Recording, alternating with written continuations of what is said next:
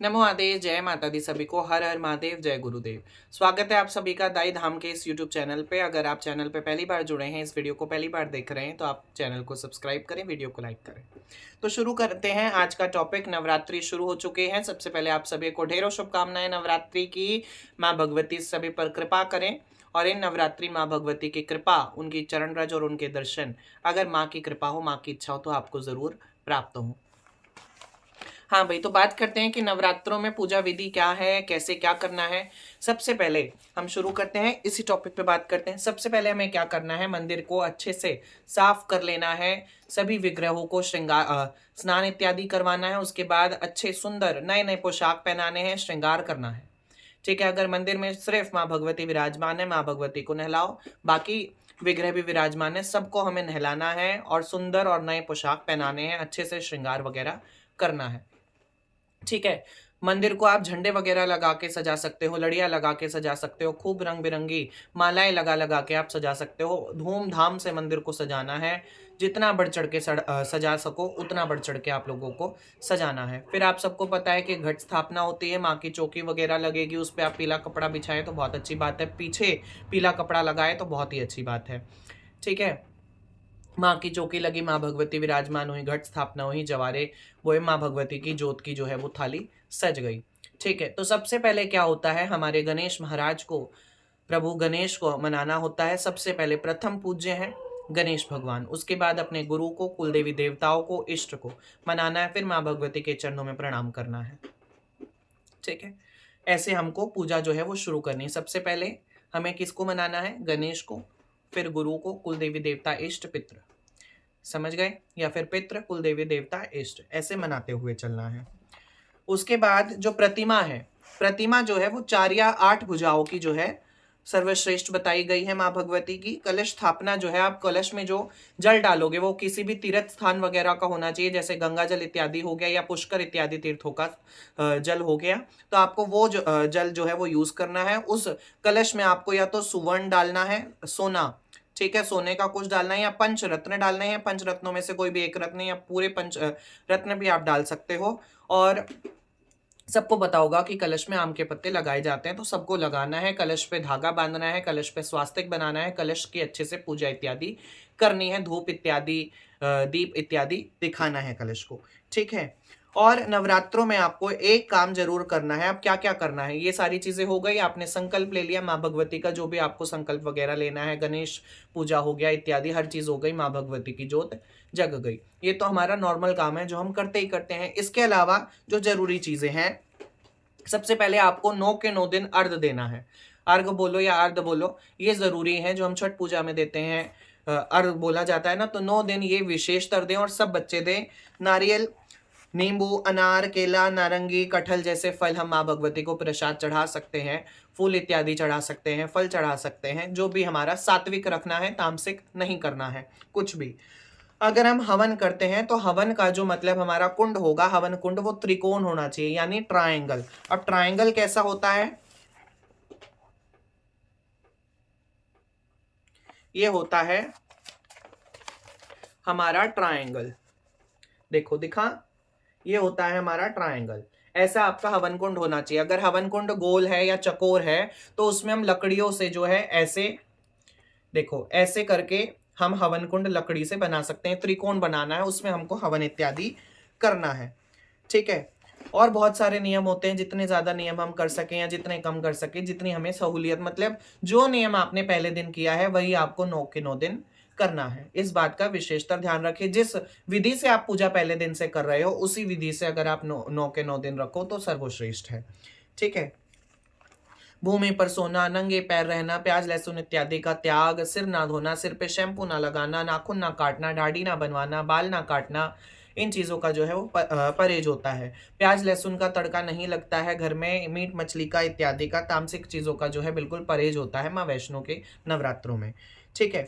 कुमारी पूजन होता है तो कुमारी पूजन क्या है, हम नवमी के दिन करते हैं। पर अगर हमको नवरात्रों के व्रत इत्यादि को, उपासना को, अपनी साधना को और ज्यादा श्रेष्ठ बनाना है तो हम कुमारी पूजन यानी कन्या पूजन डेली कर सकते हैं। जैसे पहले नवरात्रि पे आप 1 कन्या पूजिए, दूसरे नवरात्रि पे 2 कन्याओं का पूजन कीजिए, तीसरे नवरात्रि पे 3 कन्याओं का, चौथे पे 4, पांचवें पे 5, छठे पे 6, सातवें पे 7, आठवें पे 8, नौवें पे 9 कन्या। इसलिए ऐसे करके आप 9 के 9 दिन कन्याओं का पूजन कीजिए। कुमारी पूजन में जो है एक थोड़ा सा चेंज आया है। कुमारी पूजन में यानी कन्या पूजन में 1 साल तक की बच्ची का जो पूजन है वो निषेध है, और 10 साल से ऊपर की बच्ची का भी कन्या का जो है पूजन वो निषेध है। 2 साल से लेकर 9 साल की कन्या 2 साल से लेकर 10 साल की कन्याओं का जो है पूजन बताया गया है। ठीक है, जो सर्वश्रेष्ठ है। अब 1 साल की कन्या और 10 साल से बड़ी का क्यों निषेध है वो हम दूसरी वीडियो में बात करेंगे। ठीक है, अपने धन के अनुसार पूजन करना है, ये नहीं कि जो मैंने बता दिया वही, जितना आपको माँ भगवती ने दिया हो। अगर माँ भगवती ने बढ़ चढ़ के आपको दिया है, उस काबिल बनाया, तो बढ़ चढ़ के पूजन होना चाहिए, फॉर्मेलिटी नहीं होनी चाहिए। ठीक है, कॉम्प्रोमाइज नहीं होना चाहिए। माँ ने अगर आपको इतना दिया है तो उस हिसाब से कीजिए, आपको इतना दिया है उस हिसाब से, इतना दिया है उस हिसाब से, देने वाली वही है। ठीक है, अब बात आती है मंत्र वगैरह अगर हम करें तो मंत्र वगैरह कैसे करें। बीज मंत्र का जो है वो पूजा का विधान बताया गया है कि बीज मंत्र, जैसे माँ दुर्गा की आप उपासना करो तो ओम दुम दुर्गाय नमः, माँ काली की आप उपासना करो ओम क्रीम कालिकाय नमः। ऐसे ही हमारे हनुमान जी के भी बीज मंत्र होते हैं, भैरव बाबा के भी बीज मंत्र होते हैं, पर नवरात्रों में जो बताया जाता है वो माँ भगवती की आराधना बताई जाती है। ठीक है, अगर आप जो है उपासना अर्चना रोज नहीं कर सकते, पूजा पाठ रोज नहीं कर सकते, तो आपको अष्टमी के दिन जो है अवश्य करनी चाहिए। किस दिन करनी चाहिए? अष्टमी के दिन। ठीक है, अब बात आ जाती है कि अगर 9 दिन व्रत ना हो तो मतलब क्या करें। अगर आप 9 दिन व्रत ना कर सको तो जैसे कुछ लोग क्या करते हैं, एक पहले का रख लिया, एक आखिरी का रख लिया, है ना, ऐसे करते हैं, जोड़ा मान लो। ऐसे नहीं करना है, आपको क्या करना है, सप्तमी, अष्टमी और नौमी 3 व्रत करने हैं। अगर आपने 9 दिन व्रत नहीं किए, इन तीनों दिन अगर आप व्रत कर लेते हो तो आपको वो फल प्राप्त होगा जो लोगों को 9 दिन व्रत करके प्राप्त होता है। ठीक है, 3 दिन, सप्तमी, अष्टमी, नौमी। दूसरी बात आ जाती है माँ भगवती की जो पूजा है वो कब करनी चाहिए। देखिए, लेट रात तक ना जागने की जिसको आदत ना हो, 3 टाइम तो आपको करनी है, सुबह, दोपहर, शाम, ये तो 3 टाइम होता ही होता है। ठीक है, जिसमें आपको क्या क्या करना है, आपको हवन करना है, कुमारी पूजन करना है, ब्राह्मणों को भोजन कराना है। ये तीनों काम अगर आप 9 के 9 दिन कर सको सर्वश्रेष्ठ है। 9 दिन ना कर सको 3 दिन कीजिए, सप्तमी, अष्टमी, नौमी। 3 दिन ना कर सको, नौमी के दिन या अष्टमी के दिन जो है, इसमें जो है वो अष्टमी का विधान बताया गया है, तो आप अष्टमी या नौमी किसी भी दिन कर सकते हो। ठीक है, और क्या बात थी। ठीक है, 3 टाइम आप कर सकते हो। अब कुछ लोगों का क्या होता है, पूरे दिन काम पे रहते हैं, तो वो लोग क्या करेंगे, आप 9 रात, नवरात्रि रात को पूजा कर सकते हैं माँ भगवती की। ठीक है, जोत जो है 24 घंटे जलाइए, 24 घंटे नहीं जला सकते, सुबह से शाम तक जलाइए। ठीक है, ये जो है पहरा होता है। साथ में कुछ लोगों का ये प्रश्न होता है, हमें बालाजी महाराज और भैरव बाबा को भी चलाना है साथ। जी, आपकी इच्छा है, कोई कंपल्सरी नहीं होता है। अगर चला दो तो बहुत अच्छी बात है, ना चलाओ तो भी कोई दिक्कत वाली बात नहीं है। ठीक है, अब उनका क्या होगा, उनके अलग से आसन लगते हैं, अलग से चौकी विराजमान होगी, उस पे वो विराजमान होंगे, उनके चोले, उनके श्रृंगार, उनके जो है भोग इत्यादि सारी चीजें अलग होंगी। हवन कुंड एक ही रहेगा, हवन कुंड अंग्यारी वगैरह जो होम वगैरह बोलते हैं वो एक ही रहेगा। सेम में भी दे सकते हो, अलग में भी दे सकते हो, जैसा भगवती ने आपको दिया, जितना आप कर सको, जितना अच्छे से कर सको कीजिए। ठीक है, अगर माँ की कृपा से हमारे हाथ पैर चलते, हमारे पास समय है, तो हमें कंजूसी नहीं करनी चाहिए, आलस नहीं करना चाहिए। ठीक है जी, और बाकी सारी चीजें मैंने आप लोगों को बता दी। माँ भगवती का झंडा अपने घर में जरूर रखिए, कम से कम 2 रखिए। ठीक है, या तो एक माँ भगवती का, एक बालाजी महाराज का, एक भैरव बाबा का। ठीक है, प्याज लहसुन का, किसी भगत का अपमान करना, किसी को गाली गलौच देना, इन चीजों का निषेध है, परहेज कीजिए। गाली गलौच करना जो है, किसी की आत्मा रुलानी, किसी भगत की निंदा करनी, या फिर जो नहीं मानते हैं पूजा पाठ इत्यादि को, उनका संग ना करना, बिल्कुल निषेध बताया जाता है। क्यों? उससे हमारा विश्वास खंडित होता है, हमारा मन भटकता है और मन में बहुत सारे विकार जो है उत्पन्न होते हैं। ठीक है, नाम जप जरूर करना है, बीज मंत्र का कीजिए, या फिर आप माँ माँ भी जप सकते हैं, या माँ दुर्गा माँ दुर्गा माँ दुर्गा ऐसे भी जप सकते हैं। आपकी दाई माँ में श्रद्धा है, आप श्री दाई माँ श्री दाई माँ श्री दाई माँ बोल सकते हैं।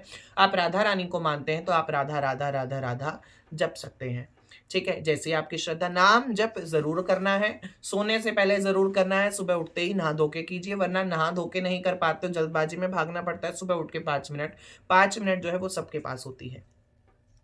या फिर दोपहर में लंच के टाइम आप आधे घंटे, पौने घंटा, 1 घंटे का होता है, तो आप ज़रूर कीजिए। नाम जप ज़रूर करना है। आप बाकी कोई भी चीज़, व्रत नहीं कर पा रहे हो, भोग नहीं लगा पा रहे हो, कुमारी पूजन नहीं कर पा रहे हो, कुछ भी नहीं कर पा रहे हो, घर में कुछ मिसहैपनिंग हो गई है, भगवान ना करे, माँ ना करे कुछ हो, बाय चांस हो गई है या कहीं बाहर जाना पड़ गया है, काम बहुत ज़्यादा है, नहीं कर पा रहे हो, नाम जप कीजिए।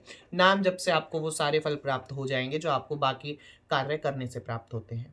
ठीक है? और सच्चे भाव से माँ भगवती की कथा नवरात्रों में ज़रूर सुनिएगा, माँ की लीलाओं की, माँ के अवतारों की कथा। उससे जो है जो फल मिलना होता है वो 2 गुना, 4 गुना, 10 गुना ज़्यादा बढ़ जाता है। भक्तों की लीलाएँ, भक्तों की कथाएँ जो हैं ज़रूर सुनिएगा।